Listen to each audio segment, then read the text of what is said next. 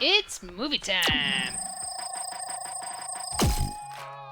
Welcome back to Wayne's World. Wayne's World, party time. Excellent. No, just kidding. It's just my review for Wayne's World. Party time. Excellent. So let's party on. I just want to let everyone know this might be a little bit of a spoiled review. I'm not sure, but it's only 28 years old. So if you haven't seen it yet, you probably don't want to. I won't spoil it too bad. I'm just saying I'm probably going to talk about it a little bit because this is one of my favorite movies. I could have done this review completely without ever going back and having seen Wayne's World again. So, here we go.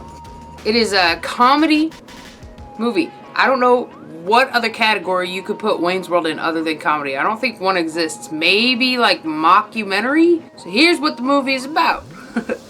Wayne and Garth are two best friends who star in a public access show called Wayne's World. Boop!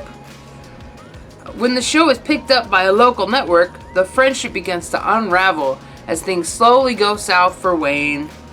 With the channel rep Benjamin trying to get between Wayne and his new guitar player girlfriend, and a fallout between himself and Garth, Wayne must find a way to keep the woman he loves and rekindle things with his best friend before all is lost. So really, no matter where they go, there's just always something following them around. That's one of the things that I love about this movie, is that there's always something happening. There's always something to look at. Oh, this movie's so funny. One of my favorite things about the movie is it's true to the SNL skit that it's based off of. And I know a lot of the SNL movies were, but like this one really stuck to it. They literally went off of like a 2-minute skit. SNL movies, they went off of like a 2-minute skit and they go a little far-fetched, and Wayne did that for sure. But it stayed true to the characters that we got to see if you watched Wayne's World, the little tiny skit on SNL. It stayed absolutely true to that. Tia Carrere is really singing her songs in the film. And this film actually has one of my favorite versions of the song Ballroom Blitz, aside from the struts.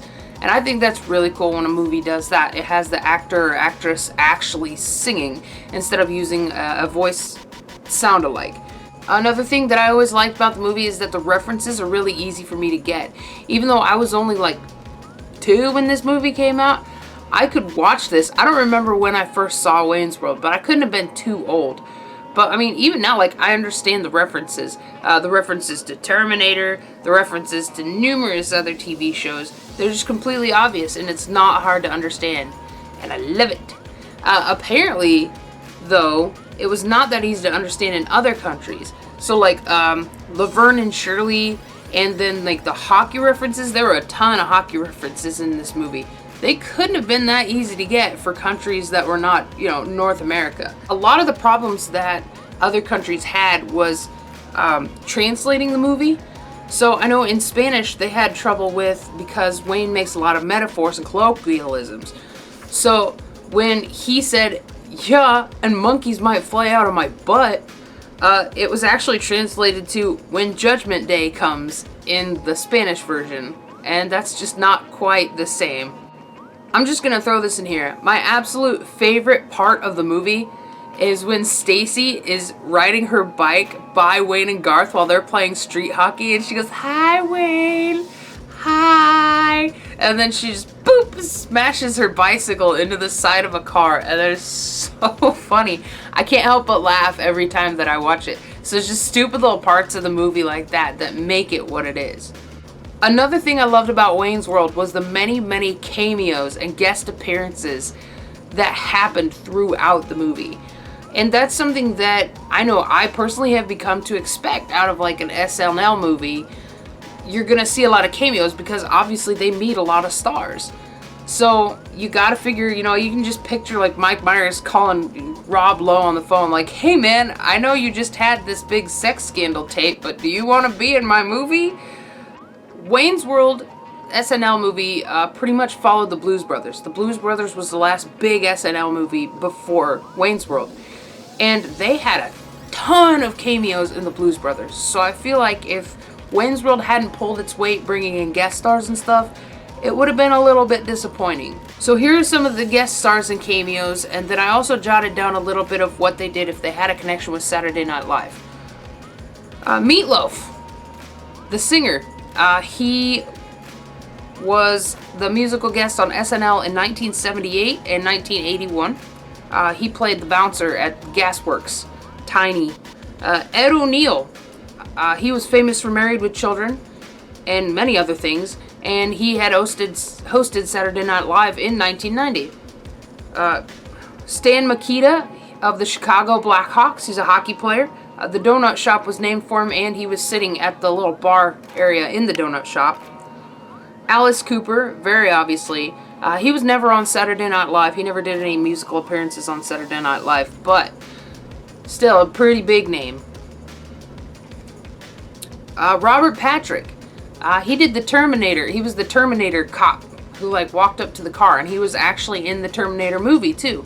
So they got him to come back and reprise his role. Chris Farley was an SNL cast member at the time.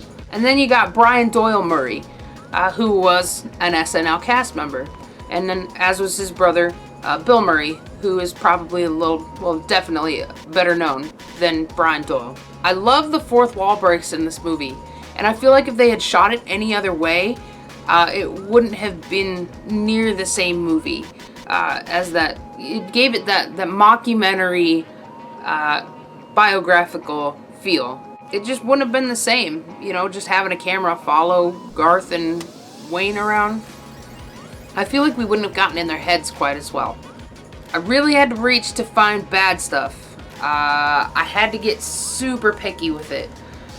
So, here you go. Here's some super picky bad stuff about Wayne's World. The only reasons why it wouldn't have a top star rating in my book, personally. The acting isn't great, but I always saw it as they could get away with that, considering it's a mockumentary. It's not a serious film. They were supposed to be following around people in real life, so it's not supposed to be perfect acting. It's just supposed to be people out there in the world. So I just figured they could get away with that. There was no backstory on Garth. We got to learn a lot about Wayne and where he came from and, where he was living, and his past jobs and many name tags and hairnets. But we never really got to learn much about Garth. I would have loved to know. You find out where they met or, how long they had been friends. Stuff like that. I always wondered how Wayne and Cassandra got along so well, just right off the bat. Even though they seem to be kind of polar opposites. She's a rocker chick, which I can understand. She and Wayne would get along because of that. I loved Tia Carrere's character, but I felt like it was kind of an inconsistent character.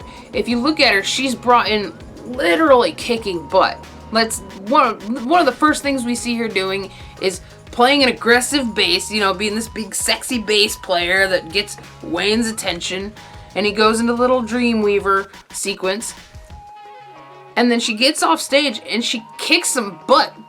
And literally the first thing Wayne says to her is, "Everybody was kung fu fighting." And so she turns from that, and then she just kind of turns into a little bit of a whiny chick. Not totally, not completely. She's still pretty cool, but she's supposed to be smart, but somehow can't see that Benjamin is after more than just getting her band famous. So I have to wonder, did she go with him, with Benjamin?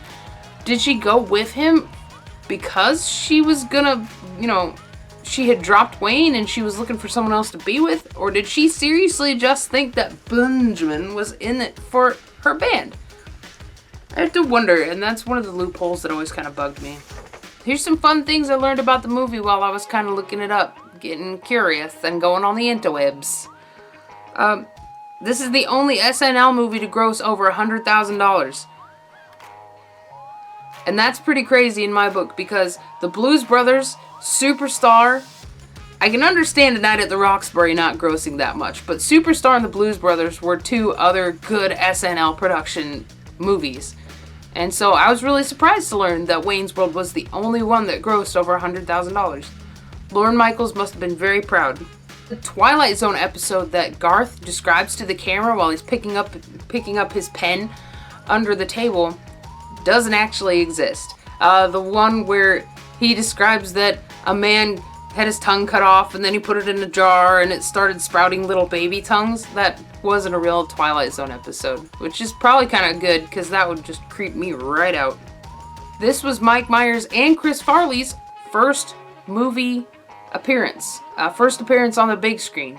The movie was shot in 34 days. It was a quick shot movie. And the last shot of the movie actually filmed was the one where Mike Myers and Dana Carvey were laying on the hood of the car waiting for a plane to fly over at the airport. And a lot of that was ad-libbed because they waited so long for a plane to arrive.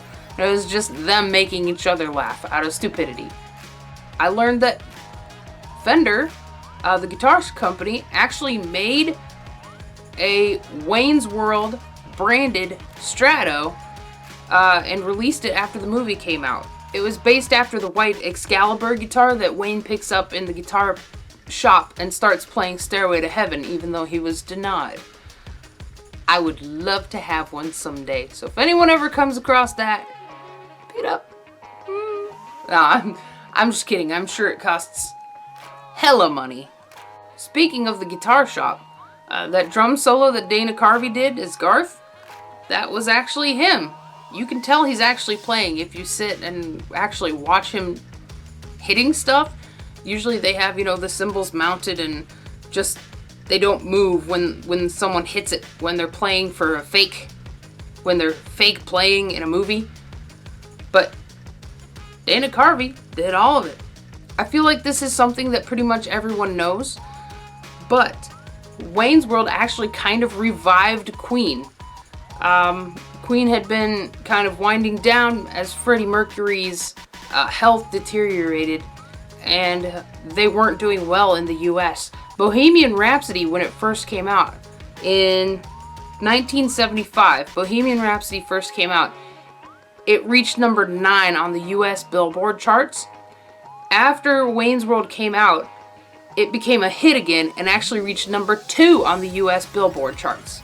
So the Parents Guide. Is Wayne's World okay to watch with your kids in the room? Despite a PG-13 rating, I'd say yes. There's really not a lot of language. The only language in there, I feel like it's not anything more than your child would encounter out in the world. And it's just little stuff. There's nothing extreme. There's sexual innuendo pretty much all throughout. Like, not completely all throughout, but pretty much. There are little things, but I feel like it's something a little kid wouldn't quite pick up on. They might laugh at it just because it was, physically funny or it sounded funny, but it's not really anything that a child would pick up on. But, as always, you're the parent. You make the decision. I've always loved this movie, and I will always love it. It's a great movie to watch if you're just looking for some dumb humor. It's by no means perfect, but it's entertaining enough that its flaws can be overlooked. So as long as you're watching it and you're not studying it, it's going to be a good entertaining movie for you, unless you don't like one of the actors in it. And I know people who will do that. They won't watch a movie because one of the actors in it. I'm one of those. Kit's going to help me say bye to y'all. I really appreciate you tuning in, and I appreciate everyone who has subscribed, who has liked, who has shared my videos, who has commented, who has suggested videos throughout. I appreciate all you guys, and please continue to do the same. I would love nothing more than to continue doing this for you guys. This is so much fun, and I hope that you have been having fun watching them, and I hope that you're having fun with everything too. Definitely go watch Wayne's World if you've never seen it. I don't think I spoiled it too bad. So go watch it. It's not on any streaming services right now, but if you want to borrow it, I have it on DVD and I'll loan it to you. So I hope you all have an awesome day. Stay excellent. Cowabunga, my dudes.